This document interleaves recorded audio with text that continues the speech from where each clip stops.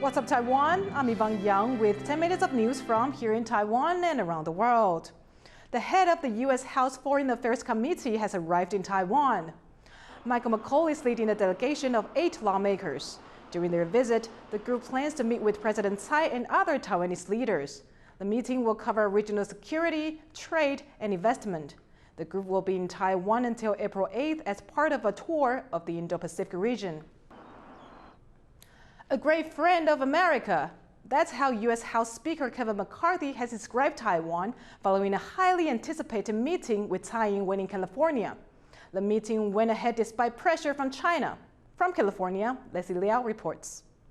After countless reports, rumors, and a last-minute confirmation, a historic meeting.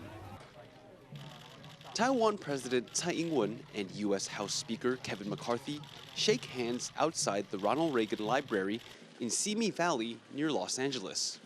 A rare moment to reaffirm what has become a blossoming friendship in person. I believe our bond is stronger now than at any time or point in my lifetime. And of course, President Tsai is a great champion of that bond. It's a bond that Tsai has worked hard to nurture over her 7 years in power. She's the first president of Taiwan to meet a House Speaker on U.S. soil. And it's only the 3rd time a Taiwan president has met a speaker in the U.S. or Taiwan since the two countries cut diplomatic ties in 1979. In our efforts to protect our way of life, Taiwan is grateful to have the United States of America by our side. As we confront the unique challenges of our time. Nearly 20 U.S. representatives from both the Democrat and the Republican parties met with Tsai. I told President Tsai that the House Democrats will never abandon this relationship and will work hand in glove with the Biden administration to affirm our commitment. The historical impact of this meeting is significant not just to Taiwan. The whole world is watching, with over 160 journalists at this event. And that heavy media presence is largely due to China. Beijing, which claims Taiwan as its own and hasn't ruled out the use of force to take it, made it clear it did not want this to happen. Talks a lot about trade. 坚决反对美国政府第3号人物众议长麦卡锡同蔡英文会见。 When Tsai met with then U.S. Speaker Nancy Pelosi in Taiwan last year, China launched unprecedented military drills around the island. But this time is different. Both Taiwan and the U.S. have worked hard to keep the visit low-key in a bid not to inflame tensions.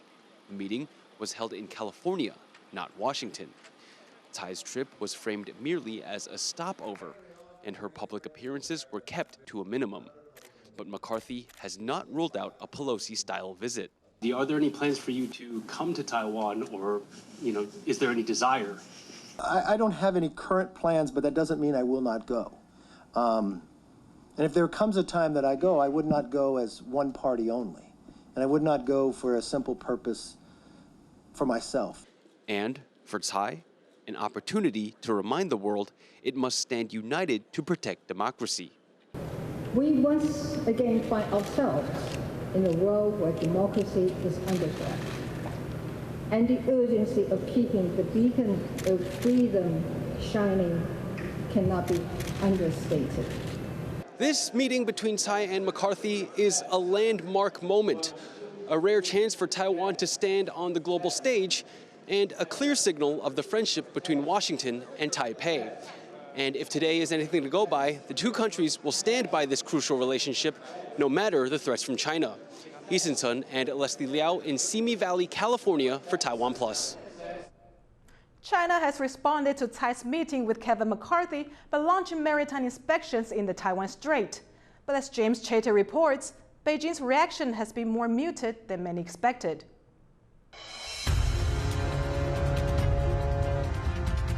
China's state media showing Chinese ships heading for the Taiwan Strait. They say they'll be conducting on-site inspections of Taiwanese vessels for 3 days. The move comes after US House Speaker Kevin McCarthy met with Taiwan's President Tsai-Ing-wen in California, despite protests from Beijing. China says inspections will focus on the central and northern Taiwan Strait, but Taiwan has told vessels not to cooperate. On Thursday morning, Taiwan said it was monitoring a Chinese aircraft carrier, then 200 nautical miles from Taiwan's coast. Taiwan's defense minister said the 300-meter-long ship was conducting training and that its movements came at a sensitive time. 对，它一般出来的话，目前航母出来通常一般演习就不外乎起降，但目前还没有发觉这种状况，好吧？飞机起降都还没有发觉，我们持续的来注意到。 Beijing claims Taiwan as part of its territory and condemns interactions between US and Taiwanese officials. Last year, after then US House Speaker Nancy Pelosi visited Taipei, Beijing fired a missile over Taiwan during 4 days of live-fire drills. The Tsai-McCarthy meeting prompted concerns Beijing would respond in a similar way, something the White House urged against. In recent days, we have conveyed directly to the Chinese at high levels that escalation is uncalled for. And so we'll continue to keep those channels of conversations open. Beijing may have listened. Tsai's meeting came as EU leaders and a former Taiwanese president visited China. Analysts say the presence of those foreign dignitaries and Tsai's meeting taking place on US soil led to a more muted response from Beijing. I think it's clear that all three parties, that China, that Taiwan, and the US, none of them wanted a repeat of what occurred last August and have worked to de-escalate the situation. It was tightrope diplomacy. For now at least, Tsai's landmark meeting in Los Angeles appears to have passed without an extreme reaction from Beijing. But ahead of presidential elections here early next year, her US tour will have done little to lower tensions closer to home with China. Ricky and James Chater for TaiwanPlus. French President Emmanuel Macron met with Chinese leader Xi Jinping in Beijing on Thursday. In their meeting, Macron urged Xi to reason with Russian President Vladimir Putin to end the war in Ukraine and comply with international laws on the non-proliferation of nuclear weapons. Putin had said he will station nuclear weapons in Belarus to the north of Ukraine. EU Chief Ursula von der Leyen is also set to meet with Xi to discuss Russia and Ukraine. There are only 2 types of butterflies in the world that migrate during the winter, and one of those is being impacted by the ongoing drought in southern Taiwan. Harel Hughes reports. This is Taiwan's purple crow butterfly. It's among the country's 400 butterfly species. Like the monarch butterflies in Mexico, the purple crow migrates during the winter and spring. This species calls Kaohsiung in southern Taiwan its winter home. The area's purple butterfly valley is not actually a designated spot. Weather patterns and vegetation make it relatively unknown until the butterflies arrive.